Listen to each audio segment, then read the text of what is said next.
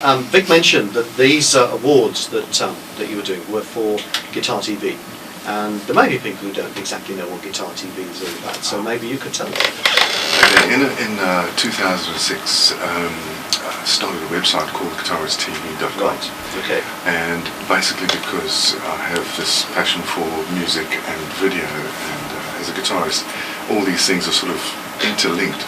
And as the technology has progressed, it's become easier and to be able to put video on the internet at a reasonably good quality. In fact, a very good quality. Yeah. And as we get further down the line with high-speed broadband, so video is of course you're able to get really good quality video. Not quite broadcast, actually a long way off broadcast, but it's still reasonably good. And of course, with the advent of Google, Yahoo, and YouTube, and all those kind of things, the internet's really awash with video. So, Guitarist TV was originally the world's first premier guitarist internet TV channel. Yeah. So, and what we do is we go around and we interview the world's greatest guitar players, and we film the interviews, and we film, if we're lucky enough, film the live performances if we can, and we put one or two tracks onto the internet. This is it's really like a community television site, really, because all we're doing is sort of shop windowing all the greatest guitarists in the world. Yeah.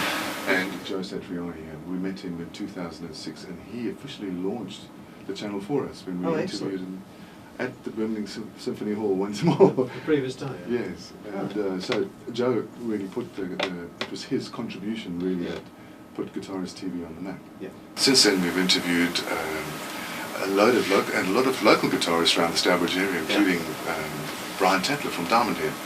And when his band reformed in 2006, we did some work for Brian. We also know Simon Lees, who's based in Wolverhampton, and of course Al Atkins, who was the founder of the famous Judas Priest band. We've done work for him. So we've done a lot of his guitarists, and I've had the pleasure of working with Al for some time. Yeah. At the moment, I'm working with a band called the V-Rats, and we're kind of doing the rock thing, which is classic British rock, really. Yeah. But I find around the Midlands is such a wealth of talent and so many fabulous guitarists and artists like Vic who just make such amazing glass. It's just such a creative hub of England, the West Midlands, really. And I think it's a perfect place for Guitarist TV to be located, because we're interacting with all these different art forms, and now on board is the mule himself. The mule himself, yeah. And, he looks after all things that have to do with sound, of course. And it's lovely to have him on board, and a real privilege.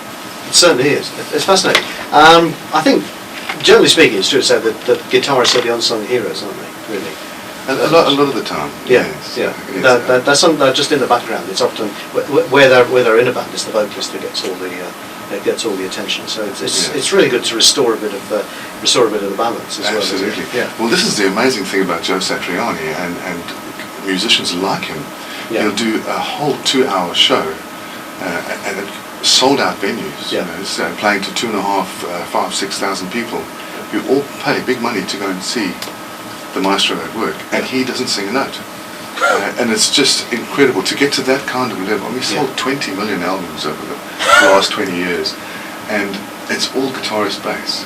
Occasionally he'll bring on singers to kind of at the end of a set or something for a bit of fun to sing a cover or something like that. But what amazes me about Joe and others like him, like Steve Vai and the likes, they make a living from playing instrumental guitar, and that to me is superb and a real achievement in real terms. It's fantastic.